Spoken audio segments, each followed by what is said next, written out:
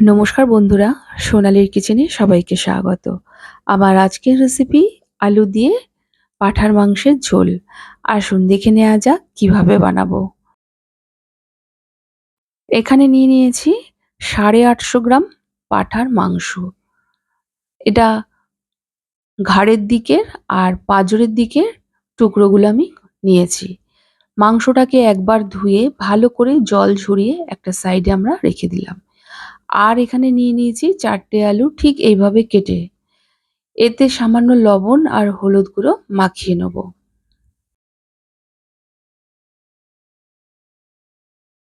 এবার একটা মিক্সিং জারের মধ্যে নিয়ে নিলাম কিছুটা পরিমাণ আদা। এটা বাটলে আমার 1 টেবিল চামচ হবে, সেই হিসাবে কিছুটা আদা দিলাম আর ঝালের জন্য কটা কাঁচা লঙ্কা দিয়ে একটা মিহি পেস্ট আমরা বানিয়ে নিলাম। আর এখানে নিয়ে নিলাম 18 কোয়ার মতো রসুন। এই রসুনটারও একটা মিহি পেস্ট আমরা বানিয়ে নেব। এবার প্রেসার কুকারে রান্নাটা করছি।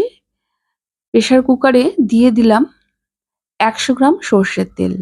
তেলটাকে ভালো করে গরম করে নিয়ে গ্যাসের ফ্লেমটিকে মিডিয়ামে রেখে আলুগুলোকে আমরা ভেজে নেব। আলুগুলো কিন্তু খুব লাল করে ভাজবো না, হালকা রং ধরতে শুরু করবে যেই, সেই স্টেজে আমরা ভেজে রাখা আলুগুলোকে একটি পাত্রে তুলে নেব। আলু ভাজার পর প্রেসার কুকারে যে পরিমাণ তেল ছিল তাতে আমরা বাকি রান্নাটা করে নেব। এই তেলের মধ্যে দিয়ে দিলাম 200 গ্রাম পেঁয়াজ কুচিয়ে নিয়েছি সেটা। এবার পেঁয়াজটাকে বেশ কিছুক্ষণ আমরা রান্না করে নেব। পেঁয়াজের কালারটা যখন বাদামি বর্ণের হবে, সেই স্টেজে আমরা এতে দিয়ে দেবো 1 টেবিল চামচ রসুন বাটা। এবার পেঁয়াজের সাথে রসুনটাকে ভালো করে মিশিয়ে কিছুক্ষণ আমরা কষিয়ে নেব।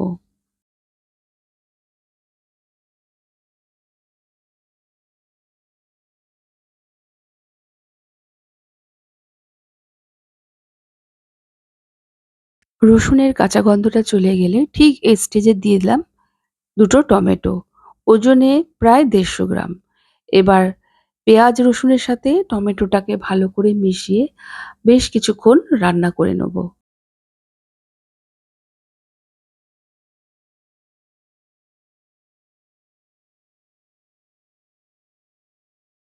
টমেটোটা ভালো করে নরম হয়ে গেলে এখন এতে দিয়ে দেবো কাঁচা লঙ্কা যে আদার পেস্টটা বানিয়েছিলাম সেটা। সাথে দিয়ে দেবো 1 চা চামচ হলুদ গুঁড়ো, 1 চা চামচ ঝাল লঙ্কার গুঁড়ো, 1 চা চামচ কাশ্মীরি লঙ্কার গুঁড়ো, সামান্য একটু জল দিয়ে দিলাম। এবার এতে দিয়ে দেবো 4টে তেজপাতা, 4টে লবঙ্গ, 8টা এলাচ আর একটা দারচিনি। সাথে দিয়ে দিলাম পরিমাণ মতো লবণ। এবার মশলার সাথে ভালো করে মিশিয়ে এই মশলাটাকে আমরা বেশ কিছুক্ষণ কষিয়ে নেব। এই সময় কিন্তু গ্যাসের ফ্লেমটিকে মিডিয়ামে রাখতে হবে। মশলা থেকে যখন তেল ছেড়ে আসবে, সেই স্টেজে আমরা জল ঝরিয়ে রাখা মাংসগুলো দিয়ে মশলার সাথে ভালো করে মিশিয়ে হাই ফ্লেমে 10 মিনিটের মতো একটু রান্না করে নেব।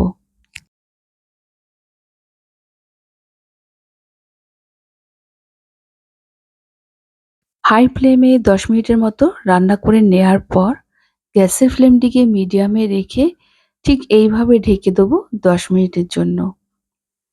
ফিরে এলাম 10 মিনিট পর।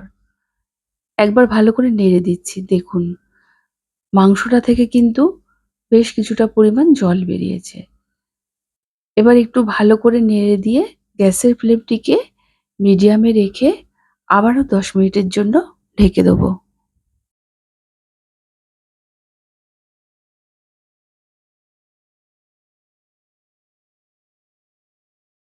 ফিরে এলাম 10 মিনিট পর। এখন দেখুন মাংস থেকে কতটা জল বেরিয়েছে। এখন কিন্তু আর ঢেকে কষবো না। এখন গ্যাসের ফ্লেমটিকে মিডিয়ামে রেখে এইভাবে আরো 15 মিনিটের মতো আমরা কষিয়ে নেব। দেখুন মশলা থেকে এখন তেল ছেড়ে এসছে। এখন এতে দিয়ে দিলাম 1.5 গ্লাস গরম জল। এবার জলটা দিয়ে ভালো করে মিশিয়ে নেব। এটার মধ্যে আমি আলু দেবো, তাই ঝোলটা অনেকটা কিন্তু পরে টেনে নেবে। তাই আরো হাফ গ্লাস জল দিয়ে ভালো করে মিশিয়ে নিলাম। এখানে আমি মোট 2 গ্লাস জল দিলাম। এবার জলটা দিয়ে ভালো করে মিশিয়ে নেওয়ার পর এবার দিয়ে দেবো কিছুটা পরিমাণ লবণ। একটু লবণের প্রয়োজন আছে, তাই লবণটা দিয়ে ভালো করে মিশিয়ে নেব।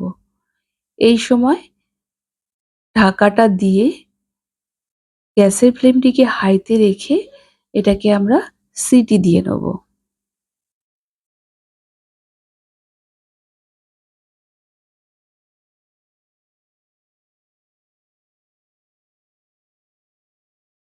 প্রথমে হাই ফ্লেমে আমি এখানে একটা সিটি দিয়ে নিয়েছি। তারপর গ্যাসের ফ্লেমটিকে মিডিয়ামে রেখে আরও ৩টে সিটি দিয়ে নিয়েছি।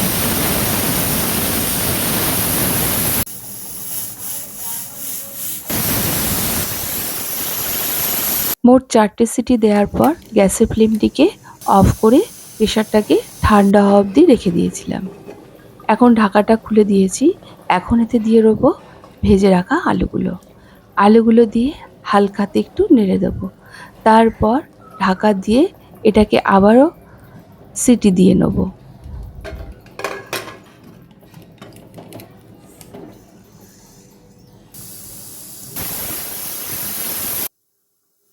আলু দিয়ে আরও ২টো সিটি দেওয়ার পর গ্যাসের ফ্লেমটিকে অফ করে দিলাম। এখন প্রেশারটা ঠান্ডা হয়ে যাওয়া অবধি অপেক্ষা করব। এখন প্রেশারটা ঠান্ডা হয়ে গেছে। এখন এতে ১.৫ চা চামচ ভাজা জিরে দিয়ে দিলাম। জিরেটাকে শুকনো খোলায় ভেজে গুঁড়ো করে নিয়েছি। সেটা দিয়ে হালকা হাতে একটু নেড়ে দেবো। তারপর গ্যাসের ফ্লেমটিকে অন করে এটাকে ফুটতে দেবো। ভালোভাবে একবার ফুটে উঠলেই গ্যাসের ফ্লেমটিকে অফ করে এটাকে আমরা কিছুক্ষণ ঢেকে রেখে দেবো। তারপর সার্ভ করব।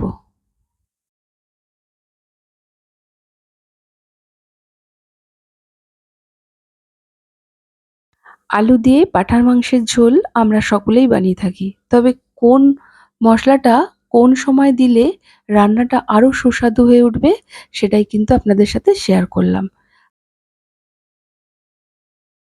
আমি আজকে যেইভাবে আলু দিয়ে পাঁঠার মাংসের ঝোল রান্না করলাম, একবার ঠিক এইরকম প্রসেসে রান্না করে আমাকে অবশ্যই কমেন্ট করে জানাবেন কেমন লেগেছে। আশা করছি ভালো লাগবে। আর ভালো লাগলে একটা লাইক ও প্রচুর শেয়ার করবেন।